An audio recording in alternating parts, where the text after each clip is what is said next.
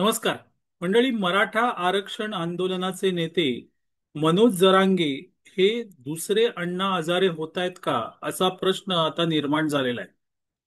दसऱ्याच्या दिवशी नारायणगडावरून भाषण करताना मनोज जरांगे यांनी मराठा आरक्षणाचा मुद्दा काहीसा दुर्लक्षित केला, पण ते इतर मुद्द्यावरच जास्त बोलत होते. मराठा आरक्षणासाठी मनोज जरांगे हे अंतरावली सराटीमध्ये उपोषणाला बसले आणि तिथून मनोज जरांगे हे महाराष्ट्राला माहीत झाले. त्याच्या अगोदर मनोज जरांगे यांना मराठवाड्याचा काही भाग, अंतरावली सराटीतला काही भाग सोडला तर कोणी ओळखत नव्हतं. अण्णा हजारेंचं देखील तसंच होतं. अण्णा हजारे हे राळेगण सिद्धी या गावात राहणारे, तिथे त्यांनी काही सामाजिक सुधारणा केल्या आणि राळेगण सिद्धी या गावामध्ये अण्णा हजारे हे पहिल्यांदा लोकप्रिय झाले. मग त्यांनी आळंदी येथे उपोषण केलं होतं. त्यावेळेस युतीचं सरकार होतं. शिवसेनेतल्या काही मंत्र्यांचा भ्रष्टाचार त्याने बाहेर काढला आणि त्यानंतर दुसरे महात्मा गांधीच की काय असं मीडियाने त्यांना डोक्यावर घेतलं. मनोज जरांगेंचंही काही वेगळं नाही. मनोज जरांगे हे ज्या वेळेस उपोषणाला बसले त्यावेळेस युती सरकारच्या विरोधात कोणतरी उभं राहतंय. कारण विरोधी पक्ष म्हणजे उबाटा सेना, त्यानंतर शरद पवार यांची काँग्रेस, राष्ट्रवादी काँग्रेस आणि काँग्रेस हे युती सरकारच्या विरोधात फार काही आपलं दम दाखवत नव्हते. आणि त्यामुळे मीडिया जो युती सरकारच्या नेहमीच विरोधात असतो, त्याला कोणतरी असं बावलं लागत होतं की जो युती सरकारच्या विरोधात उभं आहे. आणि त्याने जरांगेंना हळूहळू प्रसिद्धी द्यायला सुरुवात केली. अशा प्रकारे जरांगे हे महाराष्ट्राला माहीत झाले मराठा आरक्षणातून. जसं अण्णा हजारे हे भ्रष्टाचार विरोधी आंदोलनातून लोकांना माहीत झाले, तसंच मनोज जरांगे हे मराठा आरक्षणाच्या विषयात माहीत झाले. अण्णा हजारे उपोषण करायचे, पण त्यांचं उपोषण 12-12, 13-13 दिवस लांबायचं. जरांगेंचं उपोषण मात्र 4-5 दिवसातच थांबायचं. अशी त्यांनी सुमारे 7 आमरण उपोषणं केली जरांगेंनी. आणि जरांगेंच्या एकंदरीत रॅलीला जे काही ट्रॅक्टर्स, प्रचंड मोठा खर्च, जरांगेंच्या गाड्या, यावरून स्पष्ट दिसत होतं की जरांगे यांच्या पाठी कोणतरी मोठा आहे.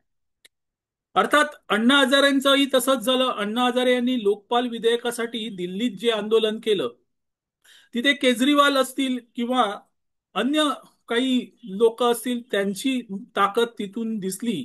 कारण असं आंदोलन, उपोषण करायचं तर त्याला आर्थिक मदत लागते आणि ती मदत केजरीवाल यांच्या मार्फत पुरवली जात होती. पण एक महत्वाचा बदल असा होता की अण्णा हजारे यांनी कधीच राजकीय भूमिका घेतली नाही. इथे मनोज जरांगे मात्र ते विसरले की आपण ज्यासाठी आपण प्रसिद्ध झालो, लोकप्रिय झालो, तो मुद्दा आहे मराठी आरक्षणाचा किंवा मराठा आरक्षणाचा. आणि हा मुद्दा सोडून मनोज जरांगे मग ह्याला पाडा, निवडणुकीत त्याला पाडा, निवडणूकच होऊ देणार नाही, इथपर्यंत घसरले. जरांगे यांचा मुद्दा होता की मराठवाड्यात कुणबी अशी नोंद असलेली मराठे आहेत, त्यांना आरक्षण मिळावं. आणि सरकारने ते मान्य केलं. लगेच मनोज जरांगे एकदम जोशात आले की बघा, ज्यांना जमलं नाही, मी 48 तासात आरक्षण दिलं. पण मराठ्यांना कुणबी करून आरक्षण दिलं, मराठा आरक्षण दिलं नाही, हे मात्र जरांगे सांगत नाही. मुंबईत ज्या वेळेस ते आंदोलनाला बसले होते त्यावेळेस हैदराबाद गॅझेटनुसार आरक्षण हा मुद्दा मान्य झाला आणि तो अनेक मराठ्यांना पटला नाही. इथे सरकारने मनोज जरांगे यांच्या तोंडाला पानं पुसली असं अनेक जण म्हणाले, अनेक मराठा म्हणाले. पण मनोज जरांगे मात्र आपल्याच धुंदीत होते.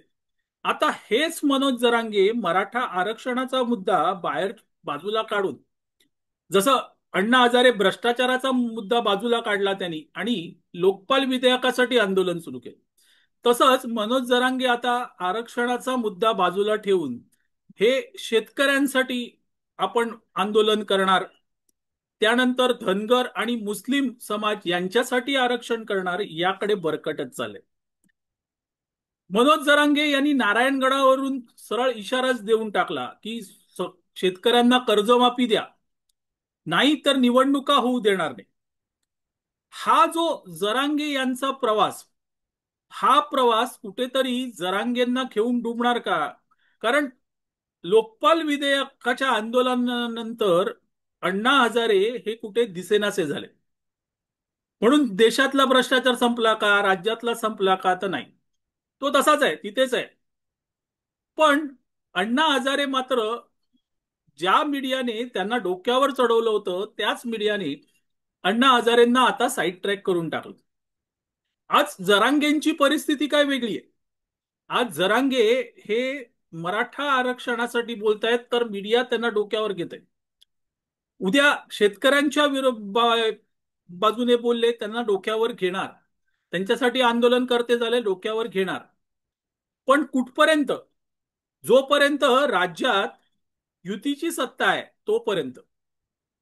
कारण मीडियाला जरांगेंचा बावला म्हणून वापर करायचा. जसं अण्णा हजारे युती शासनाच्या काळात उपोषणाला बसल्यावर मीडियानी त्यांना प्रचंड प्रसिद्धी दिली, कारण अण्णा हजारे नव्हते मित्रांनो, किंवा अण्णा हजारेंचा हेतू नव्हता. हेतू मीडियाचा एकच होता, तो म्हणजे युती शासनाला अण्णा हजारे हे अडचणीत आणत होते, आणि त्यासाठी अण्णा हजारे हे मीडियाचा हिरो झाले होते. मीडियाने डोक्यावर घेतलं होतं. आज जरांगेंच्या बाबतही परिस्थिती वेगळी नाहीये. जरांगे ज्या वेळेस आरक्षणासाठी जरांगे पुढे आले, तेव्हा मराठा समाज मोठ्या प्रमाणात त्यांच्या बाजूने उभा राहिला. आज जरांगे मुद्द्यापासून विचलित होत आहेत. शेतकऱ्यांसाठी आंदोलन करू, मुस्लिम समाजासाठी आंदोलन करू, धनगरांसाठी आंदोलन करू म्हणतायत. त्यावेळेस जरांगे हे मेन मराठा त्यांचे जे समर्थक आहेत त्यांपासून कुठेतरी वेगळे जातात, वेगळे होतात मित्र. हेच जरांगे यांच्यावर आरोप झाले आहेत की जरांगे आंदोलनाला बसले आणि त्यांच्या मेवण्याची भरभराट झाली, अनेक जेसीपी वगैरे त्यांच्याकडे आले, हेही आरोप त्यांच्यावर झाले. याचा अर्थ जरांगेंनी ना आंदोलनाचा स्वतःला किती फायदा झाला माहित नाही, पण जरांगे फार मोठ्या गाडीतून फिरतात हे तर लोकांना दिसलंय. पण त्यांच्या नातेवाईकांनाही तितकाच मोठा त्याचा परिणाम जाणवलाय, आणि ते श्रीमंत झाल्यात हे कोणी विसरू शकत नाही. मुद्दा असा आहे मित्रांनो की हे जरांगे जेव्हा या बद्दल बोलतात, शेतकऱ्यांबद्दल बोलतात, मुस्लिम धनगरांबद्दल बोलतात, इतकंच नाही तर सध्या जरांगे रॉबिनहूडच्या भूमिकेत देखील शिरले. राणे यांच्याकडून पैसे घ्या, त्यांच्याकडे भरपूर पैसे आहेत, फडणवीसांकडे बक्कळ पैसा आहे, अमक्या मंत्र्याकडे बक्कळ पैसा आहे, पण पवारांकडे बक्कळ पैसा आहे हे जरांगे सांगत नाहीत. त्यांच्याकडून पैसे घ्या हे जरांगे बोलत नाही. इथे जरांगेंचा दुटप्पीपणा हा दिसून येतो. आज जरांगेंना वाटत असेल की आपण फार मोठे झालो, तर नाही. जरांगे मराठा आरक्षणासाठी भांडतायत, आणि कुणबी मराठा आहे त्यांना आरक्षण मिळालंय. उद्या याच मराठ्यांच्या जातीपत्रावर लिहून येईल की कुणबी म्हणून, तेव्हा किती मराठा त्याला पाठिंबा देतील हाही प्रश्न आहे.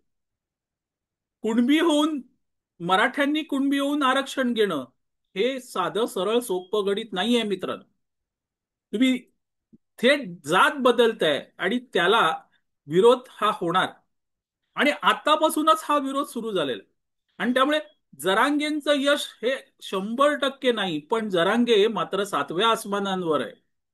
आणि या सातव्या आसमानावरून खाली बघणं जरांगेंना आता कठीण झालेलं आहे. आणि त्यामुळे ग्राउंड रियालिटी काय आहे हे त्यांना कळतेय का? तर नाही कळत आहे.